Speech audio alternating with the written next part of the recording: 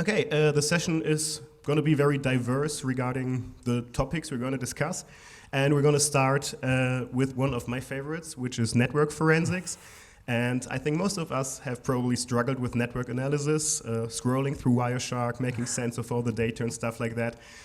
I have, so this is why I'm pretty excited to announce our first speaker, Milan Cermak, who's going to take a step toward graph-based network traffic analysis and incident investigation? Oh, it is there. Damn it. Yeah. Thank you. I would like to introduce my research where I will compare some tools that we typically use for network analysis. Then I will show how we use our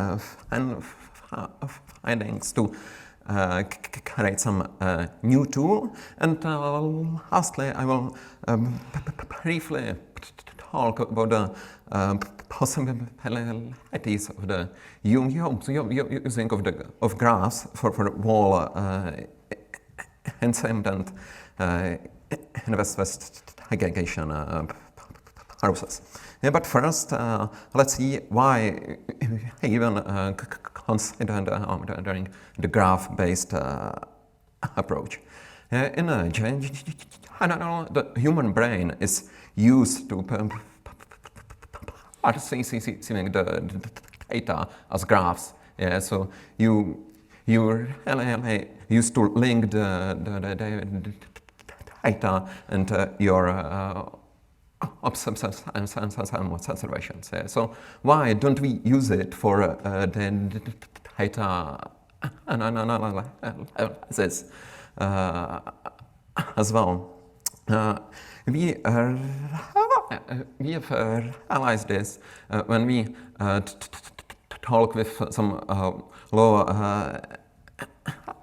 enforcement guys, and we realize that they are already using the graph-based approach. So we just think about how to make our data available for them.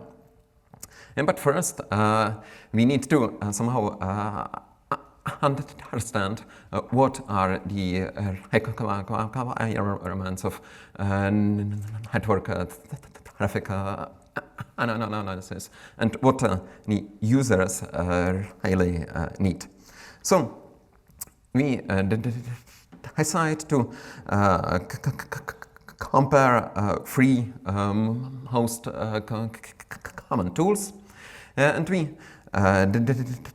define some scenario that tries to simulate the common way how the incidents are investigated.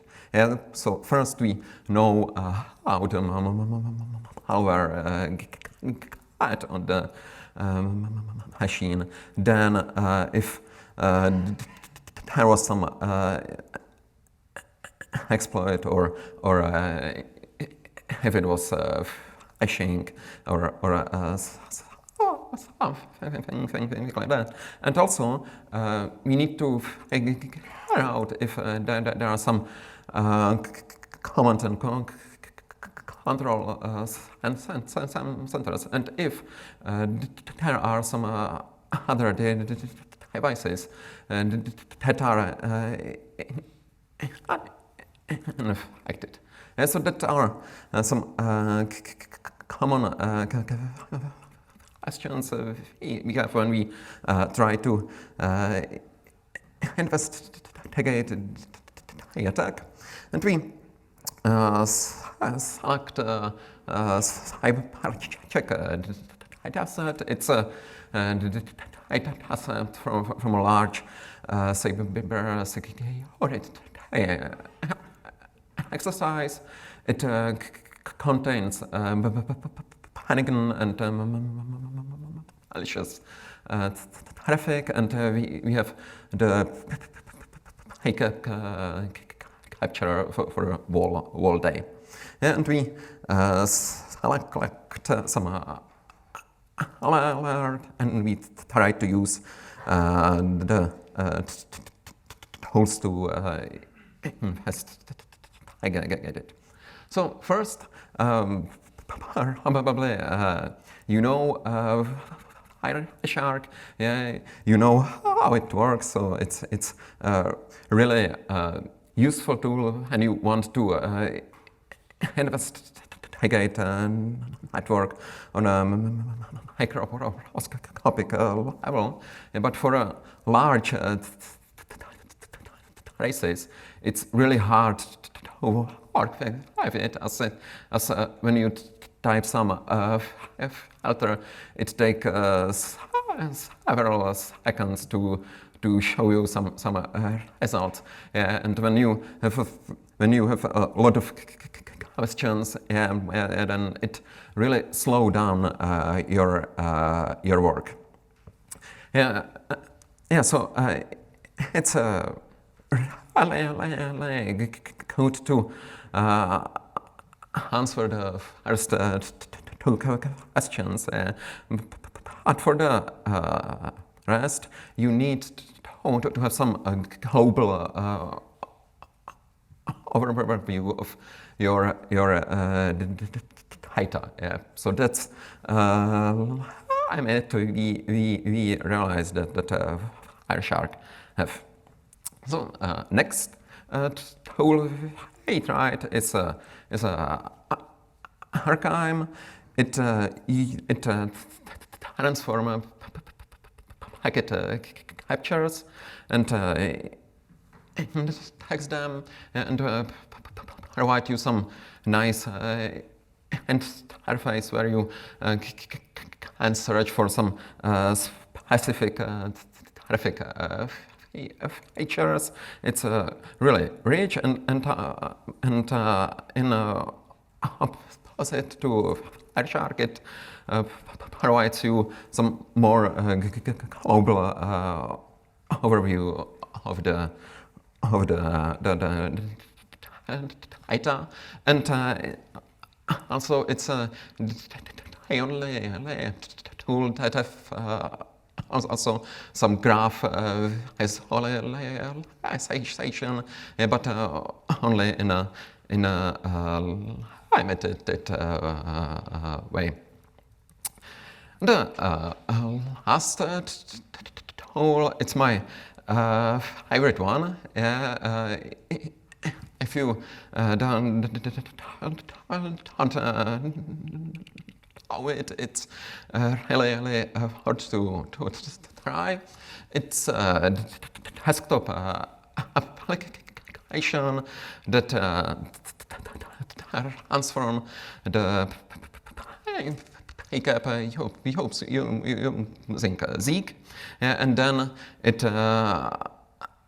allows you to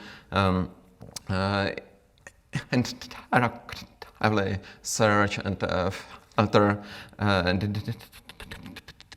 his log, and also it's nice that it is also able to correlate his logs with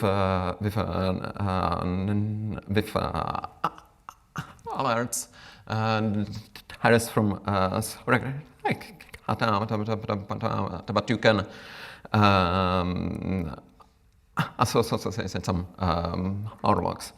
The advantage is that it has its own query language, so you really need to learn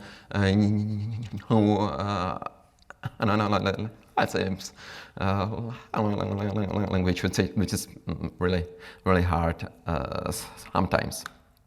But either like the approach of using Zeek, so we decided We use the same approach in our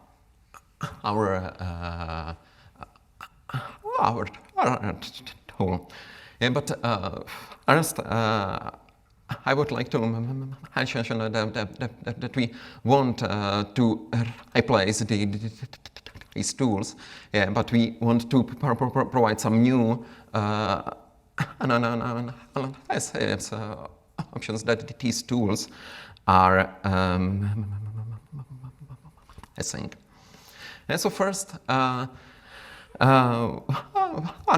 of the most challenging tasks when you try to process the data as a graph is that you need to somehow transform your primary data to graph form. Yeah. So first, so we follow the proposed form. Maybe yes works, but we simplify the naming, and we also added some new edges to ease the analysis.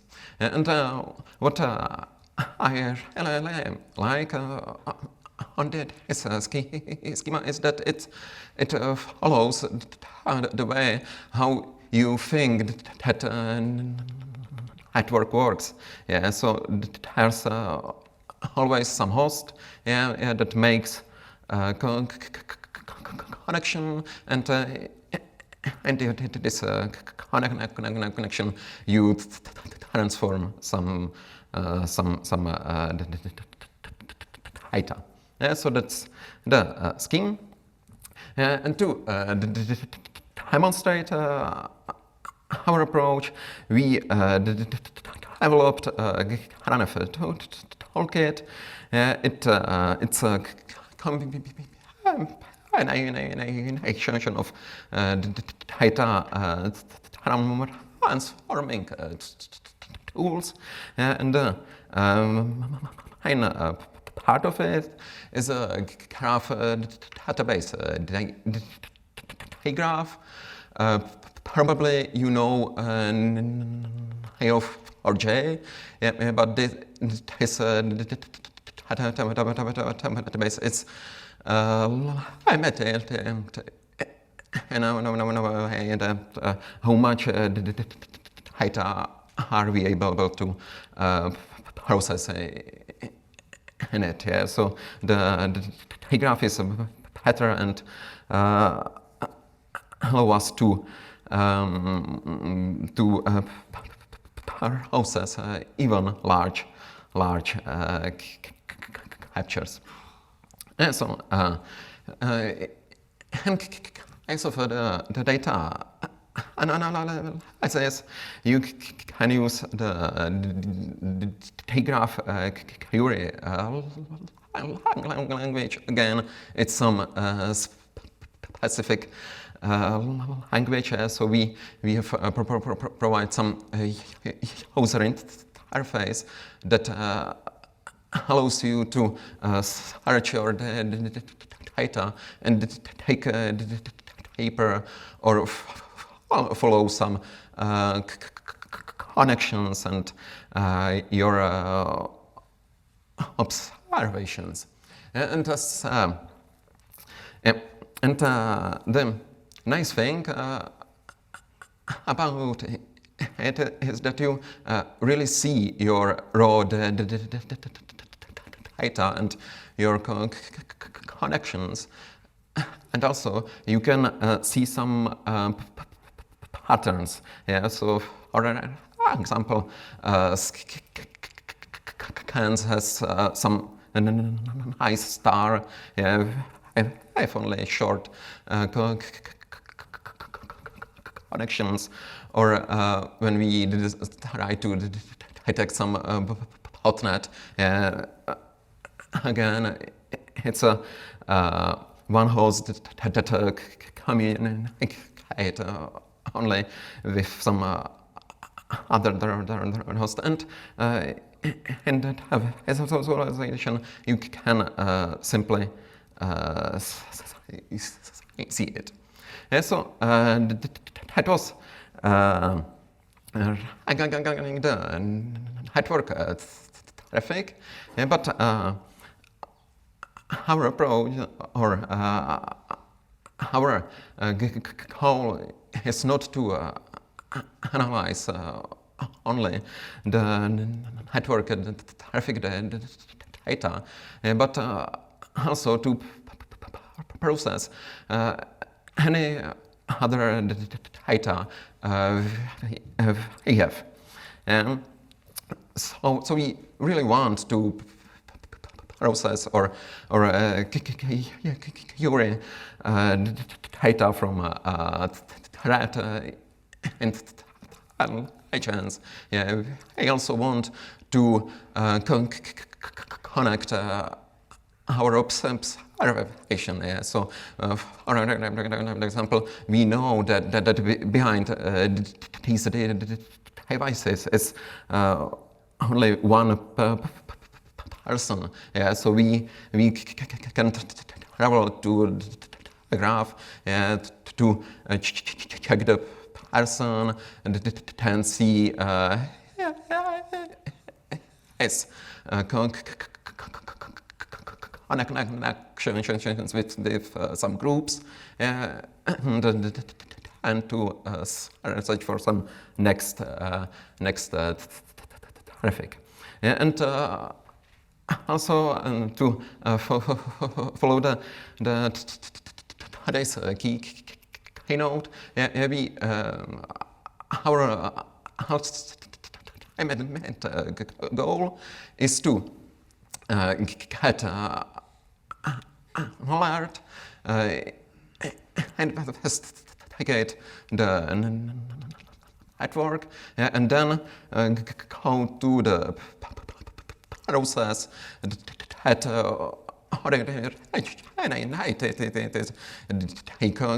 connection, and then investigate the concepts if there are some other suspicious processes. So to conclude my short talk, I would really like to stress out that graphs and graph-based thinking is a nice and new way how to process the data, and now maybe you know that a lot of tools now provides a graph OLAP, so you can really query new data as a graph, and then incorporate them to your analysis. And so that's all for me. If you are interested in the Granef, you can check the website, and I'm really yeah, and that's all. Thank you.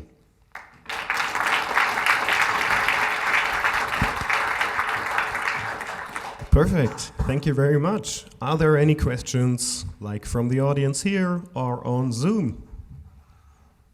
Yes, there's one. Oh, I need to work up. Thank you for the presentation. How does it scale, and how does it perform? Like, if you have multiple PCAPs, how many hosts can you handle, and so on? Yeah,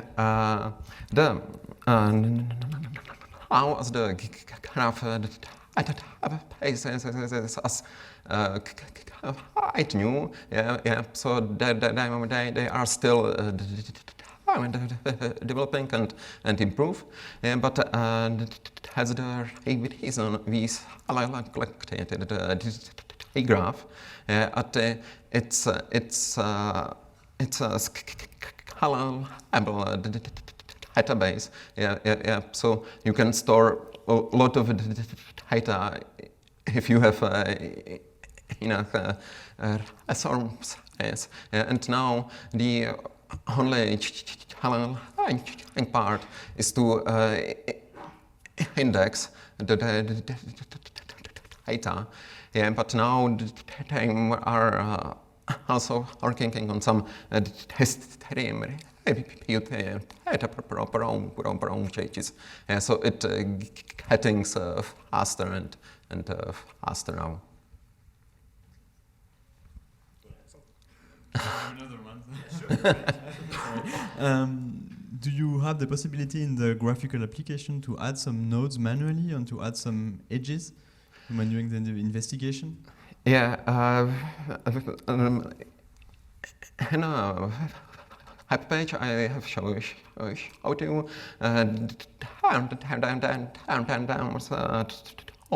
with some holder with his station.